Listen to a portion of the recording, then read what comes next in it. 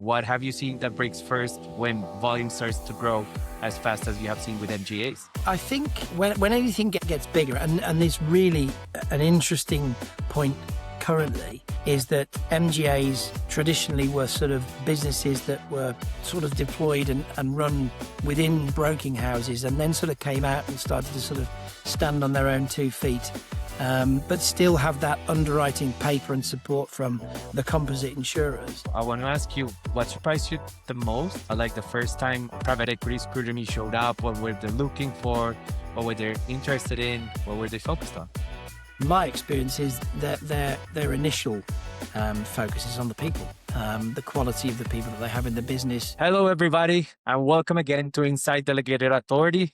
Today's guest is Martin Hall. Martin has spent over 3 decades inside the insurance market, from large brokers to building platforms, sitting across MGAs, carriers, and now on the other side of the table with buyers. Today, he advises councils, boards, and leadership teams who are tired of insurance slowing down real projects. What makes this conversation matter is perspective.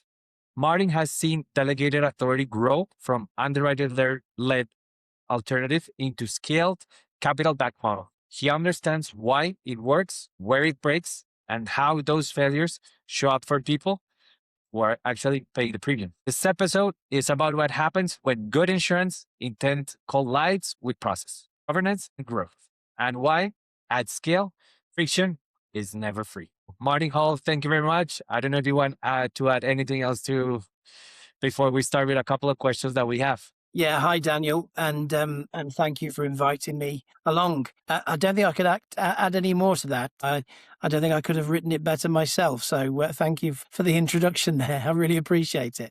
No, amazing. The first thing that we usually ask is why, or who do you usually get called by, and why? Yeah, it's a good question. What I do now, and you alluded to it in your opening comments there, is that I've gone round the table. So now I sit with and alongside the buyer of insurance that is usually, due to the size of the portfolio and the level of spend, is sort of, quite a significant amount of money, and that's to help them to sort of see the mechanics and the workings of the insurance sector through my eyes, the odd 30 plus years as working as a broker.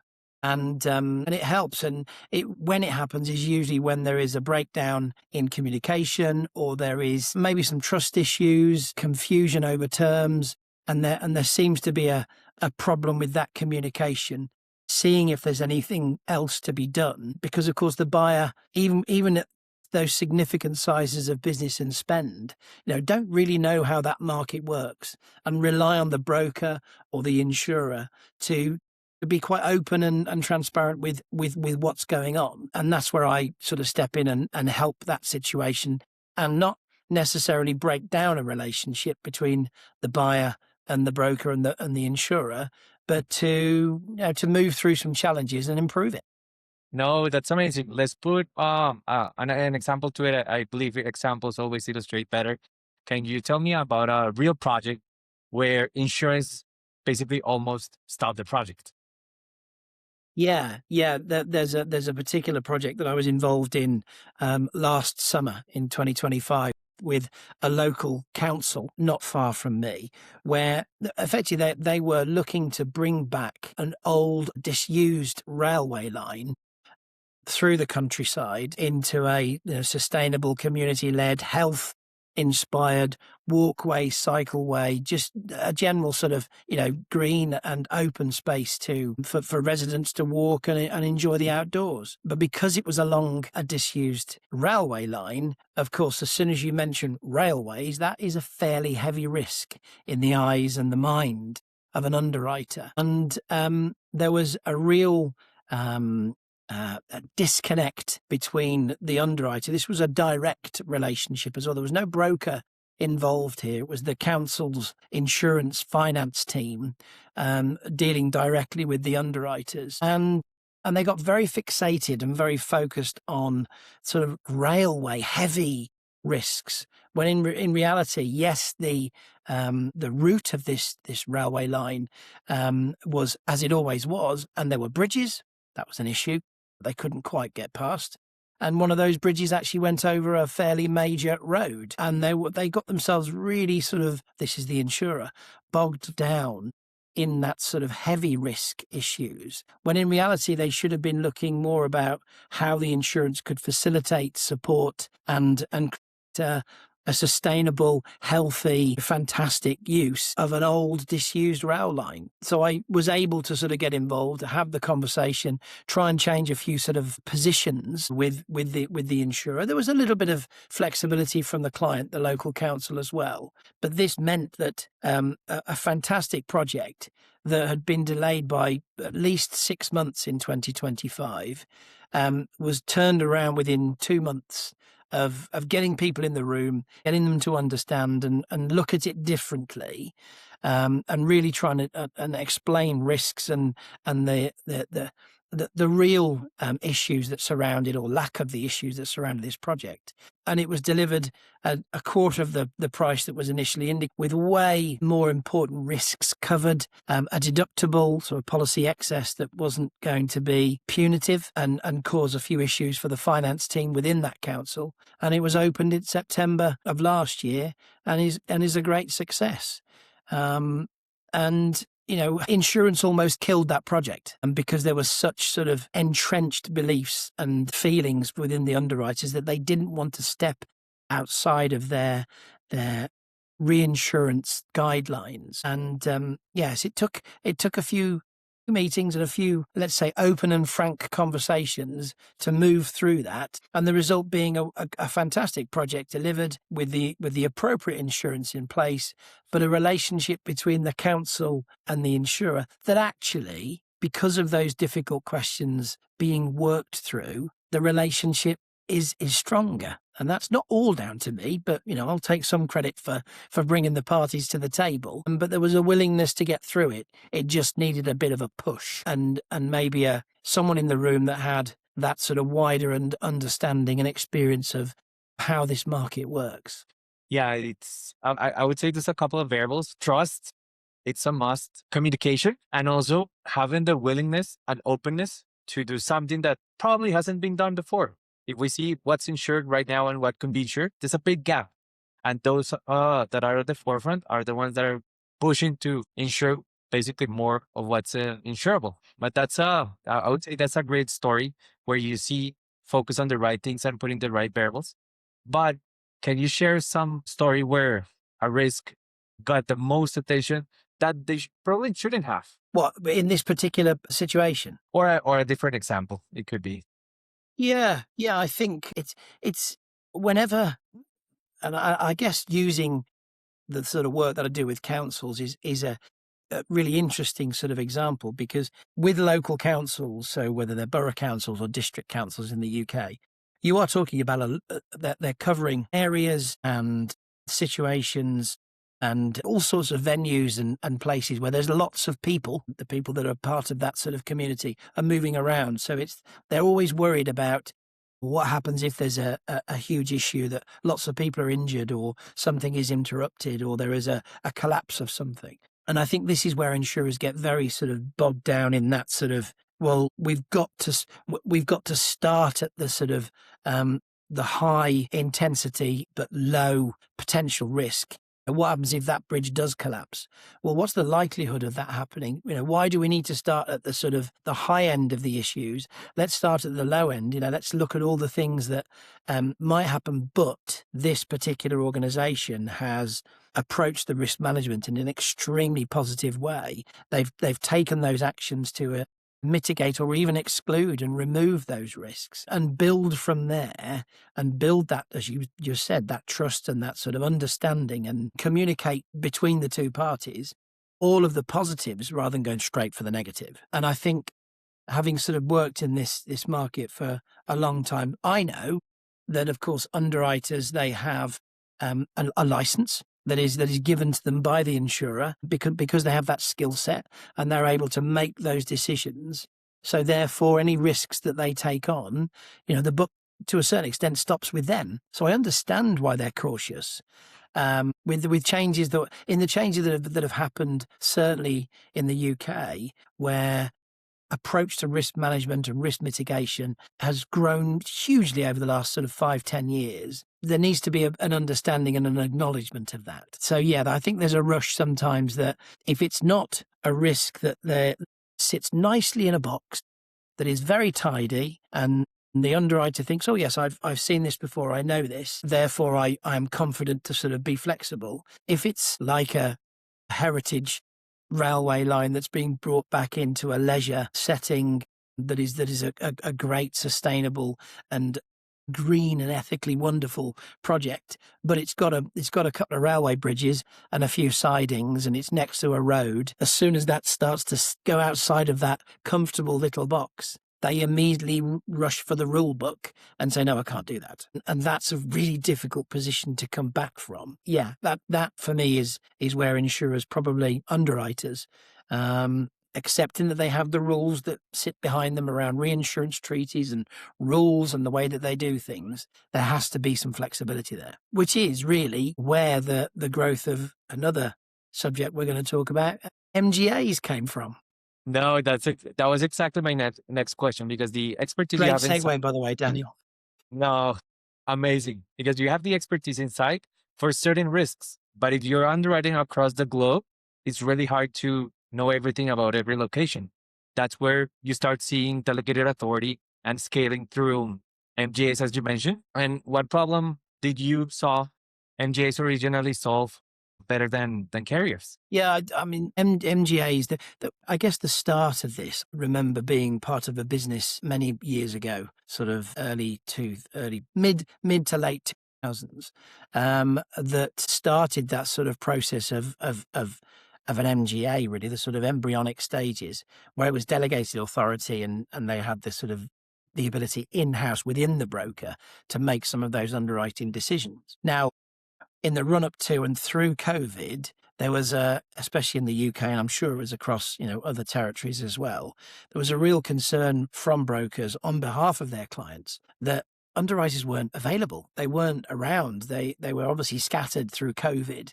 And then after COVID, didn't really come back to the office. So it was very difficult to sort of get decisions. Was that sort of flexibility appears to have sort of seeped away. And they wanted decisions made quickly. They wanted it more efficiently, and they wanted that more entrepreneurial approach to underwriting. And enter stage left the MGA, which was built in those early days around specialisms, particular trades and sectors. They were able to move quickly and even move into sort of areas where the big composite insurers probably didn't want to play. So there was that sort of niche expertise play coming in. Then there was the speed, as I mentioned, and a more sort of pragmatic approach to underwriting. And of course, then the MGAs, by their very nature, were able to, because of their size, nimble, quite small, get closer to brokers and have a more sort of, active relationship, which brokers always used to have, 10, 15, 20 years ago.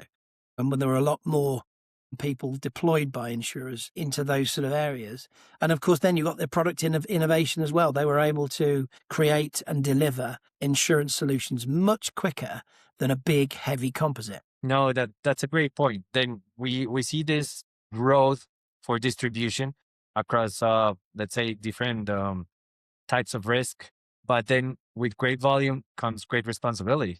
What have you seen that breaks first when volume starts to grow as fast as you have seen with MGAs? I think when anything gets bigger, and there's really an interesting point currently, is that MGAs traditionally were sort of businesses that were sort of deployed and run within broking houses, and then sort of came out and started to sort of stand on their own 2 feet, but still have that underwriting paper and support from the composite insurers. They're getting bigger now. They've been very successful in growing and attracting more business.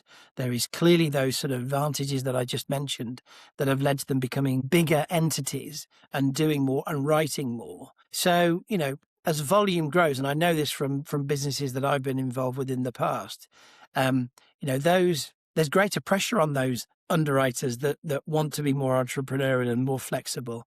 So suddenly they've got a book of business that they're now trying to look after. Loss ratios, because claims are starting to sort of come into it. And of course, claims experience and the paying of claims starts to impact on those numbers, on the performance of that MGA. Now, this is all part of the picture as it grows. Of course, you're going to have claims because that's the business that you're in. Ensuring that the promises that you made as an MGA, and with all of those positives that we talked about around sort of flexibility and product development and delivery, that has to be delivered. So there's cost comes into that, and therefore you've got that sort of service consistency. In the beginning, it was great; it was very fluid and very quick. You can't allow that growth to impact on the promise, because that's what insurance is. It's a promise to perform and deliver a service when things go wrong. That is key, because you can build all the sort of trust and build a relationship over a period of time. But the moment it's tested, if you don't perform and deliver on those promises, then that relationship, is not going to last very long. So yeah, there are all the pressures that come into any business that expands, ensuring that people can do what they do and what they've always been good at, delivering on those promises when it comes to claims. And I think claims is having read quite a bit and seen lots of talk recently around how MGAs have got to make sure that their claims service outperforms the composite market. Because that's the reason that the reason that brokers selected the MGA route, because they thought it was different, but it has to be different when it comes to claims delivery as well. No, 100%. Then you start seeing this lean MGAs with very close relationships, but then as bigger they get, slower they get as well. They have to put something in place to keep that fast turnaround. What manual work have you seen hide behind this fast turnaround promises that MGAs were initially conceived to? Yeah, I think, because the MGA model is, and still is, entrepreneurial, flexible, and is really looking to sort of move insurance, move the dial when it comes to insurance delivery. They, of course, will therefore be aware of and ready to utilize technology, the use of data, ensure that, for instance, if they can use the AI advantages, then they're going to do that. But again, they have to be very careful that doesn't then get in the way, doesn't remove them from those relationships that they've built, that more intimate relationship that they built with their brokers, to ensure that, brokers still place business with them and they still perform, because as they grow, they have to. The key bit here, of course, is that I, as an individual that works with the clients, those that pay for all of this, the policyholders that pay the premiums, they've got to see that there is consistency, that it isn't really sort of a 1 or 2 year hit, a wonderful hit, and then, for instance, it falls away and the broker doesn't explain to them why. Is it because the relationship is broken down? Is it because there was a problem over a claim? So yeah, the use of technology is an important feature, but the balance has to be struck. Yeah, I believe technology plays a key role. Where have you seen companies start to implement that technology to replace that manual work and keep that promise and be more efficient? Yeah, I think there's a little sort of saying that if you can make the advantages of using technology, yes, it makes savings. Yes, it means that the costs within that MGA or whichever organization, you could deliver those and push those to the bottom line, and you as a business are looking pretty, and it's a quick hit, it's a quick win. However, the use of that technology, if it saves you time and therefore saves you money, what you should be doing is investing that into those relationships, into that client contact, into that broker contact, into your people, ensuring that they are trained and looked after and made sure that they are sort of on the top of their game. By doing that, by deploying those savings to your business and investing in your people and your business, the long-term benefits of that far outweigh, a 1 year, 10, 50, let's say double digit move in your profitability or your bottom line or the bonuses that you pay, to your senior people. I get it. And I completely understand why that would be very attractive to do. But if you're in this for the long term, and that's what insurance really is, then you should be making sure that those savings are deployed and the benefit is shared with your ultimate clients, because they're the ones paying the bill. No, 100%. Then we see a growing market, fast turnaround, let's say healthy margins. We apply technology. It makes total sense that private capital starts to show up. And what have you seen, or how has it changed the moment this private equity firms started to enter the pictures? I mean, when private equity comes in, and I have experience of this too. Of course, when they're on their way in, they're looking at an investment, they're looking at your business, they like what you do. They can see that there is the opportunity to grow, to help you as a business do more, and there's a lot of work involved, due diligence, pre-deal work that's done to understand that opportunity, to obviously look at how they can get around it and really push, focus on the positives and the advantages of the business. Now, when that comes in, of course, their money is then invested. And they themselves, if they're an active investor, will be physically invested in the business. They'll be there helping you to take decisions, to make forward moves, and get, whether it's acquisitions, whether it's making differences within the business. And what really then starts to sort of focus is bottom line. They want to make sure that investment grows, that those returns are there, that and decisions are made to ensure that the business succeeds. Now, in insurance terms, the reason a business succeeds is the loyalty of their clients, the ability to grow that client bank, because it is, and always has been and always will be, the people paying the premiums, the clients, that ensures a business has longevity and grows. So the moment that, your underwriting, for instance, as an MGA, if your underwriting decisions start to be influenced by the number of policies that you should be writing, or the level of premium that is expected, you start to lose that focus on what made you good. If claims, and we mentioned it before, if that service side of the business is cut back, or no, I shouldn't say that. If it's streamlined, let's use that word, in any way, or outsourced, then that again, it undermines the reason that an investor comes in. But it does come down to that sort of service consistency, the clarity of the vision. If it was all about service and delivering those innovative and entrepreneurial solutions to their clients, if that goes, that's the problem. Private equity can, if the relationship between the individuals and that sort of board that is then created really aligned, then that ultimate payer of the premium, the buyer, the client, will soon notice it. And brokers will see it too. No, totally true. And they come with a mindset of growth, maybe doing a couple of M&As. But then I want to ask you, what surprised you the most? Like the first time private equity scrutiny showed up, what were they looking for? What were they interested in? What were they focused on? My experience is that their initial focus is on the people, the quality of the people that they have in the business currently. Obviously, if there's a view to grow, then you're looking at different people. But on day one, in that sort of first year or two, who is there? What's the quality like? Can we invest in these people? Can we move them on, as in lift them up, not move them out of the business? And what are they capable of achieving? Can we work with, this is from the investor's perspective, but with them and help them to improve and to grow this business?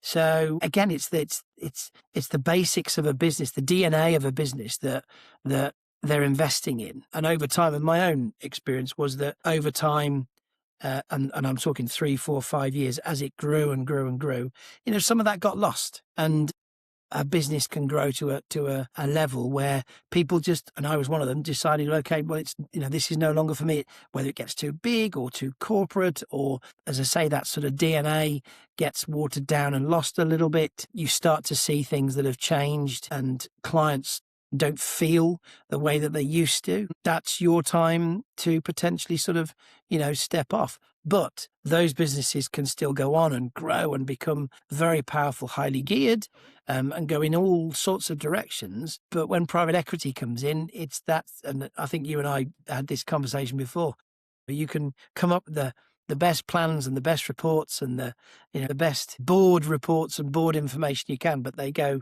down to that bottom right hand corner. And as long as that number is moving forwards, everything else is interesting, but not as important as that bottom right number. No, then we have a situation where they come in because they trust the people, but at some point, people want to do different things, and that's totally fine. They outgrew the company, or they want back to that entrepreneurial mindset. And the trust that was built with the customers, maybe it's not there, maybe it changes. But what do you believe buyers experience with this change, where they see all this, let me repeat, changes coming and happening in their trusted friend? Yeah, I think it's an interesting one. If we look at the sort of MGA space for the buyer, and again, I'll sort of put myself in that sort of client perspective. When a broker comes to us and says, right, okay, this is a new way of working. This is a different product from an MGA.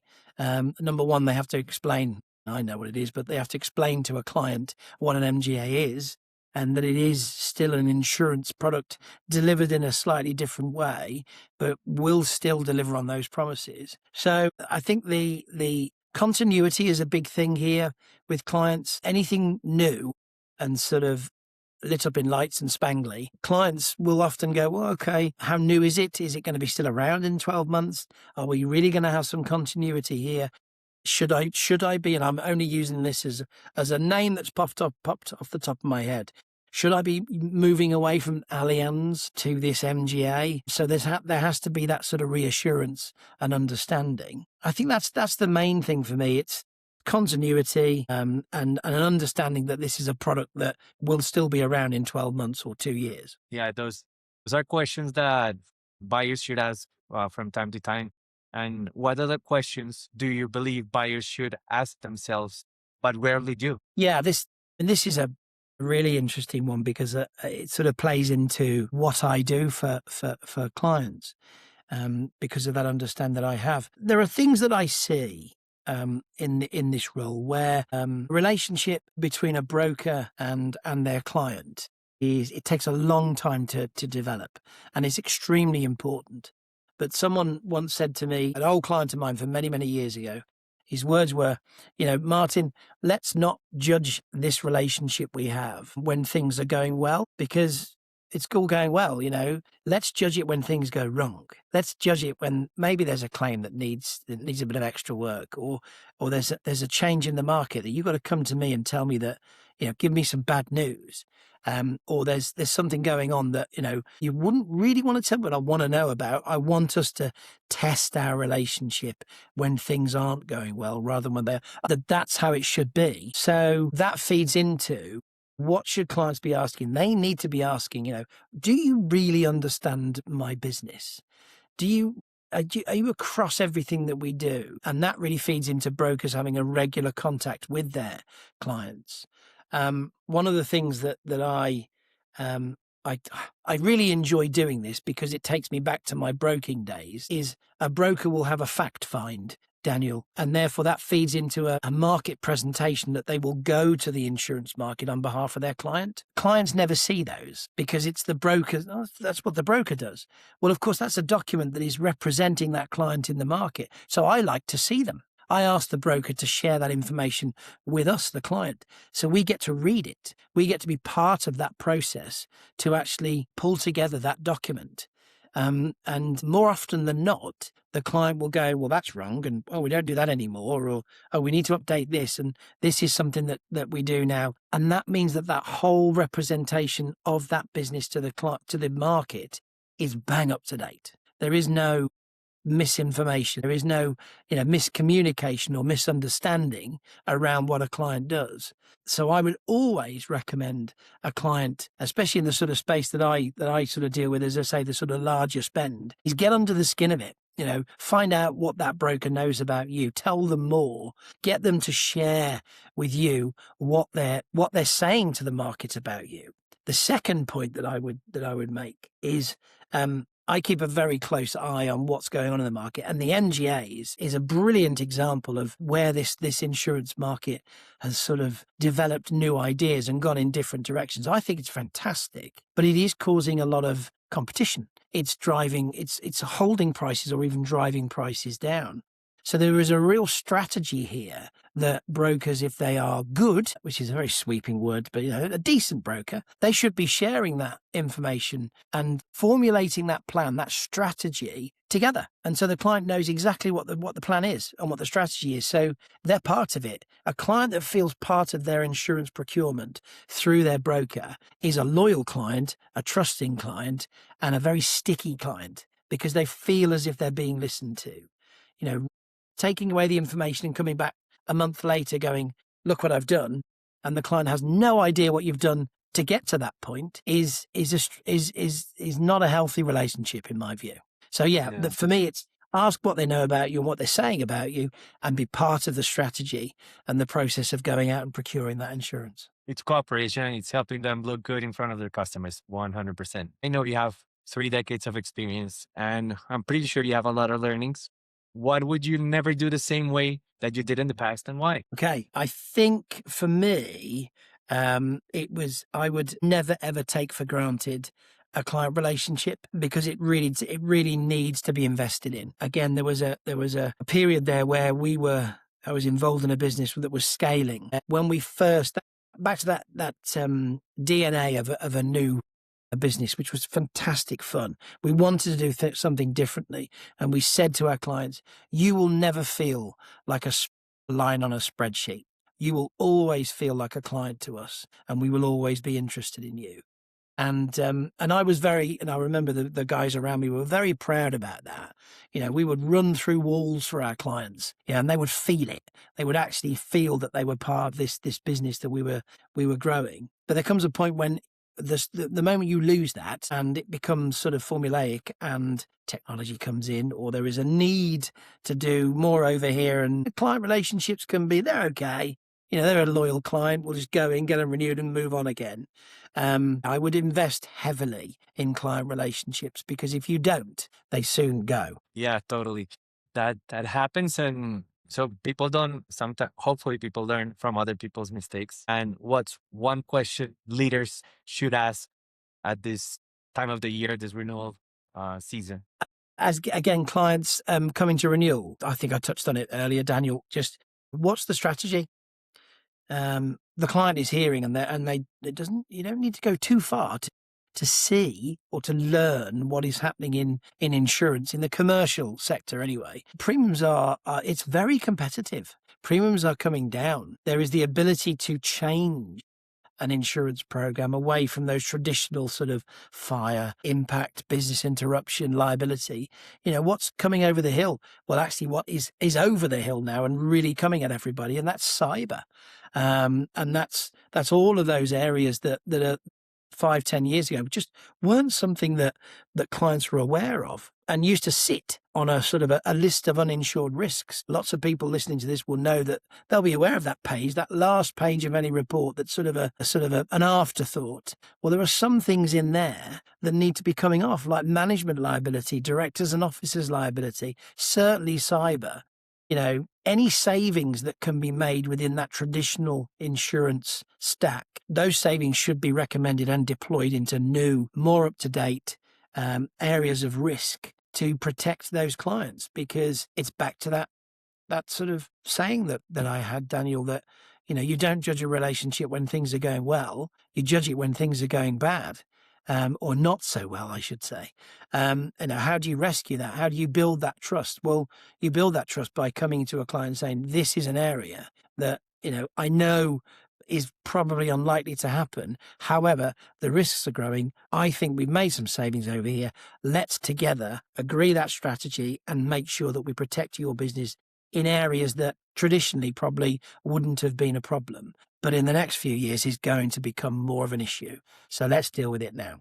No, 100%. And going that to cyber, some people are talking about right now AI liability. That's going to be 10 times bigger than cyber. So we got to be prepared. And with that in mind, what's the lesson you wish people learned before scaling or opening a new insurance product? Yeah. I think really do your homework, really understand the business that you have, where you want to go with it, because there is a need. It can be very easy to sort of be attracted by, if someone wants to invest in you, you can say yes very quickly. And this is a sort of a two-way relationship. Yes, you need the investment, but equally they want to invest in something. So there are two things at play here. So almost, we used to do this with our own sort of insurance client procurement, is that interview the client. Is that client, the sort of client that you want within your business, the type of client that you feel you can do well for and build a relationship with? Same with private equity. Before you scale, and if you do go to that sort of area of private equity, interview them. But don't just take the first one that comes your way, because they all have different ideas and different approaches to sitting on boards, being a sort of a more distant partner. Do they want to sweat that asset themselves? Do they want to really get involved and get their sort of hands into it? Or do you want more of a sort of a more relaxed sort of background sounding board? You've got to find the right partner, because if you get it wrong, you're talking 3 to 5 years at least of a relationship that, if it's not going well and they don't really have that sort of focus in the areas that you want to go, that's not a very good place to be. No, really appreciate the insights. I would say the biggest takeaways is trust, knowing your customer vision, the business strategy, everything, and long-term vision. I would say those are the key big learnings that I take. Really Yeah. appreciate your time, Martin. If people want to contact you, what's the best way to do it? Yeah. Obviously you've got some details there that I'm sure you'll include in this, but I am a LinkedIn fan, so I do tend to sort of share some insights and some beliefs and experiences there. But I have a website which is mhallm.com. And my email address is the same as well. So anyone can sort of find me on LinkedIn is probably the easiest way. But from there, you can navigate your way through to other sort of contact platforms for me. Thanks, Martin. This was Inside Delegated Authority with Martin Hall, your host, Daniel. Thank you. Bye. Thanks, Daniel. Have a good day. You too.